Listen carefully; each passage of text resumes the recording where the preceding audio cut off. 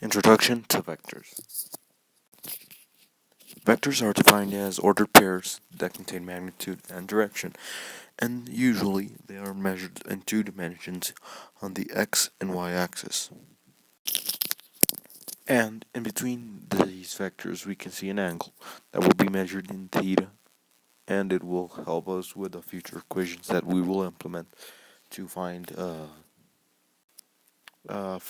items such as the scalar product or dot product. It's also important to state some of the characteristics of vectors when multiplying each other may have. For example, when a vector multiplies a vector, our result will be a scalar. When we multiply a scalar times a vector, our result will be a vector. Now we move on to classification. We can see that vectors can be classified in two specific ways. One of these ways is the traditional way, where, for example, if we have 8, 2 on the graph, we would classify it as 2 on the x-axis and 8 on the y-axis. Also, consider another method, we could also classify it as 2, 8, and this is also a method that would apply to three dimensions for x, y, z. Right here, we could see that, for example, it could be 1, 2, and 8 pertaining to x, y, and z.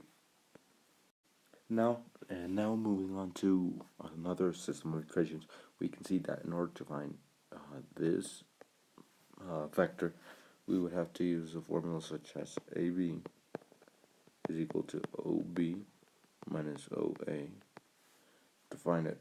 Also, in order to find the magnitude, once we have the length of the vector, we take a squared plus b squared and square root it in order to get magnitude. Magnitude which would be an absolute value. Scalar product is now another formula that we will implement while looking at vectors. And now for scalar product, we will use the angle between the vectors. So for example, if we have vector AB here, we will now do the the magnitude of A times the magnitude of B, which and multiplied by the cosine of the angle between the vectors, and that will give us a scalar or dot product. Also, the result of this would be equal to the A2 B4,